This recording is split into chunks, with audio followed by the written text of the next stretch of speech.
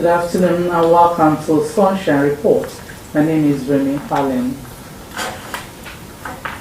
The Ondo State Governor Lucky Aiyedatiwa has lauded the management of the University of Medical Sciences Ondo, reiterating his administration's commitment to continually develop the institution.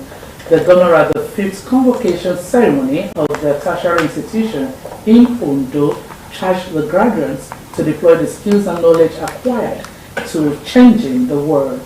Joy Pius reports that the institution graduated a total number of 585 students, out of which 90 students had first-class honors. The report. Present at the Kuku Conference Hall of the Governor's Office are leaders of the ruling All Progressives Congress (APC) from Akoko Southeast Local Government Area of Ondo State. The purpose is to identify with the Aiyedatiwa administration, led by a member of the State House of Assembly, Mr. Sulaiman Muritala. The people commiserated with Governor Aiyedatiwa and people of the state over the passing of former Governor Oluwarotimi Akeredolu. They also congratulated Aiyedatiwa on his elevation and prayed for the success of his administration. These people,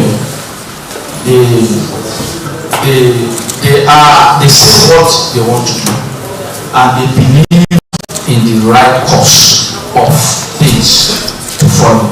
So today, after much deliberation, after much discussion with the party leaders in my local government, we all resolve that we should come here today to pledge our total loyalty. The party leaders, who highlighted some of the challenges facing people of the council area, expressed solidarity for the present administration. Governor Lucky Aiyedatiwa appreciated the visit and promised to sustain and improve efforts at making life more abundant for people of the state. He reaffirmed his dedication to carry along members of the party at all levels towards promoting inclusive governance and all-round development of the state. A new dawn has come to our party. So we mobilize our people from the grassroots, from the ward, the unit down to the ward, to the local government and to the state. That recognition was given to our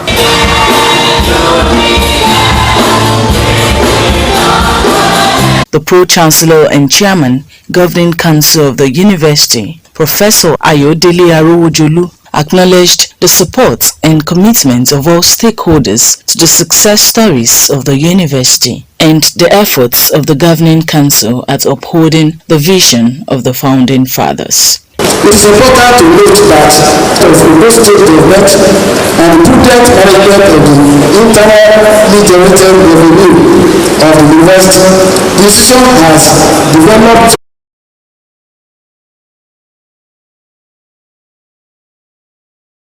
excellence in nurturing future leaders in scientific fields, being Nigeria's first specialized medical and health sciences university. We are proud that we have been in the forefront of transforming the health of education landscape in our country.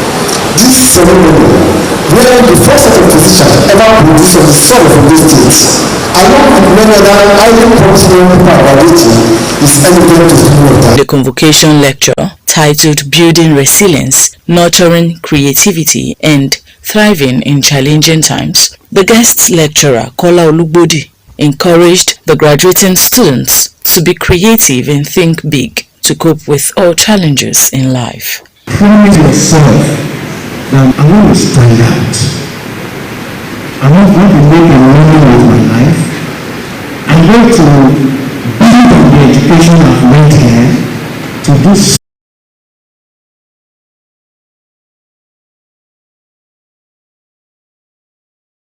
The 250 million government counterpart fund in support of the construction of Oluwakigbe Faculty of Pharmacy building. 585 graduates were convocated, out of which 19 bagged first class, 217 graduated with second class upper honors, 94 with second class lower, 50, and 57 graduated from postgraduate programs. This multidisciplinary laboratory complex is hereby commissioned by me, Honorable Lucky Orimission Ayedatiwa, Governor of the State, on this date, 1st of February 2024. This industrial water borehole, named Kamomi Aketi Accelerated Water Scheme, is being commissioned today for use by me, Honorable Lucky Orimission Ayedatiwa. Joy Pius, Osrc News. Our sincere apology for the earlier mix-up in fact report. Ondo State Governor Lucky Ayedatiwa says every member of the ruling All Progressives Congress APC will be carried along in a bid to sustain the impactful governance being of the party from Akoko South East local government area of the state. Said no stone will be left unturned towards turning around the fortunes of the state and rally support for his administration to fulfill the wishes of the people. Government House correspondent completes the story.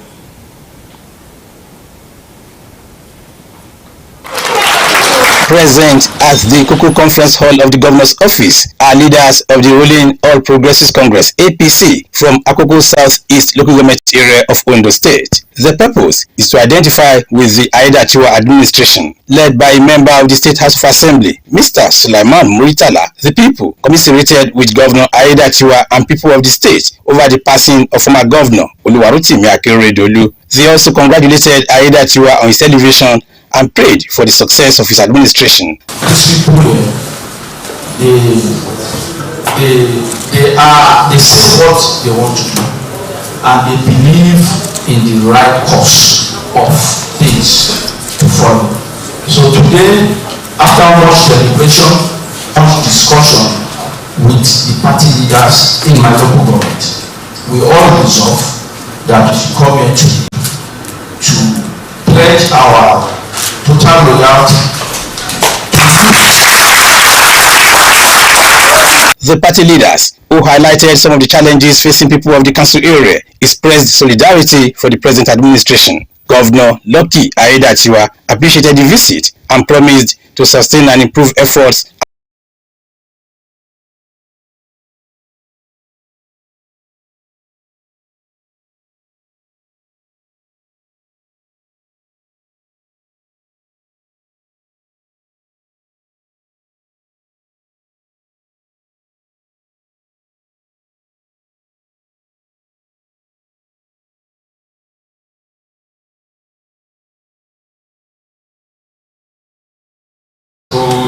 Everybody should be carried along, and we must give them that recognition and relevance. That is the only way we can make our party strong. And we started it and we will continue, so that APC will continue to govern this state, just like what is happening. The governor restated his dedication to good governance in the state and sought the support of inhabitants. Wahab Bankole. Solid waste materials constitute a significant composition of pollutants in the environment, whether on the streets, landfills, or even in homes. The presence of some of these waste items, such as metal scraps and other recyclable materials, cannot be overlooked. Osrc Zaida Bisala in this will place a ban on their activities in Ondo State. The report.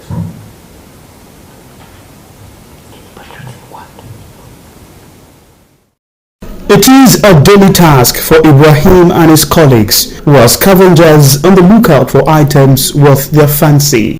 With their wheelbarrow in hand, the goal from the early morning they roll out is to have scrap items and waste worthy enough to generate income. Scavenging is what this is called, and this quest sometimes involves going from house to house to dislodge bins and even visit to a landfill. There have, however, There have been rising concerns that under the guise of scavenging from refuse bins in neighborhoods across cities, some individuals are involved in criminal activities ranging from petty stealing to armed robbery, vandalism of public utilities, among others. Recently, the Ondo State Security Network Agency, Amotekun Corps, disclosed that work is ongoing with other relevant government agencies to come up with a policy to ban the activities of scavengers who have been hiding under the trade to terrorize residents, steal manholes, and vandalize people's properties within the state. This announcement by the Corps Commander Adetuji Adeleye was on the heels of the arrest of a scavenger for allegedly kidnapping an 8-year-old girl in Akure, the state capital. We have a case of a kidnapper that attempted to kidnap a 9-year-old girl within the town, 8-year-old girl within the town. And he carefully hit the girl with something and put the girl inside a sack. Put the sack at the back and pretended as if he's a scavenger picking rubbles. Some residents bear their minds on the scavengers. Shaka plate, I use it to make a step there. They carried it last year, overnight. My neighbor here, he have an iron table that he uses to display his jack. It's two self. They even carry it last year because they normally leave it at outside there. Those people go just come snap over the fence, thief their things. Tomako dealer to be said and go see say they don't come thief them, and they go dey pick those boys wey dey surroundings wey don't know anything. Make government help us find something do about them. Most streets now they don't allow them to enter because they have been constituting security threats. Rather than an outright ban, the need for government to place adequate regulatory measures on the activities of scavengers was also identified as key by the people. They are always having a free time. They enter into environments, at their own will.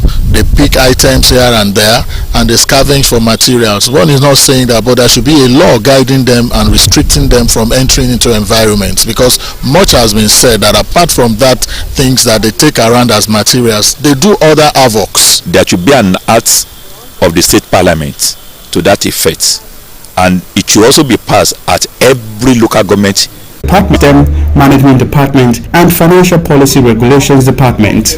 Some Nigerians expressed support for the decision. We are made to understand that some of these departments in the CBN actually have their main offices in Lagos, and principal officers have to fly in almost twice or 3 times a week.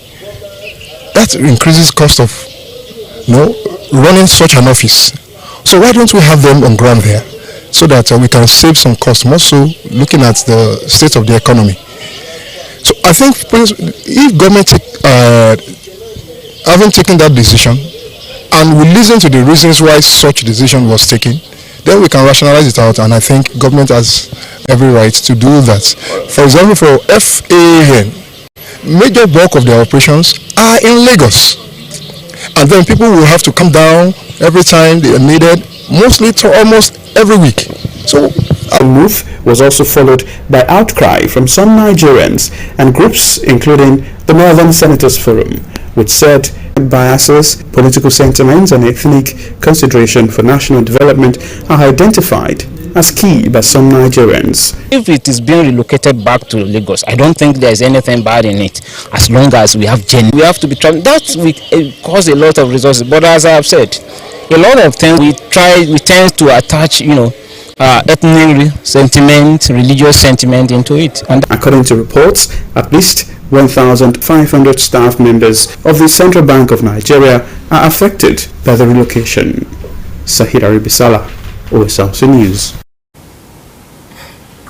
The recent increase in electricity tariff by Nigerian Electricity Regulatory Commission (NAREC) has filled to 3,383 megawatts in the second week of January.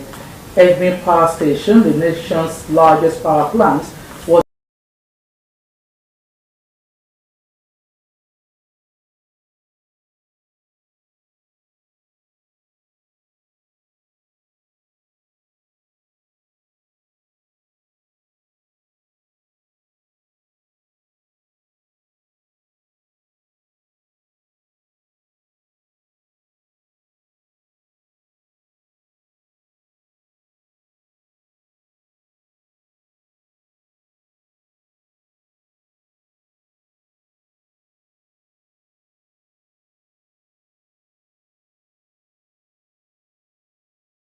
Nigeria was due to lack of gas supply to power generation companies. 3 years after launching a plan to power the national economy with gas by 2030, most of Nigeria's gas-fired power plants suffer from low fuel supply. This development is keeping many Nigerians in darkness. The gas supply shortage has brought down electricity generation, leading to low allocation to distribution companies, DISCOs. As at 12 noon of Friday, 26th January 2024, the active plants on the grid were Afam plant at 361 megawatts, Azura plant at 355 megawatts, the Kinkora plant at 34 megawatts, Delta plant at 340 megawatts, Geregu plant was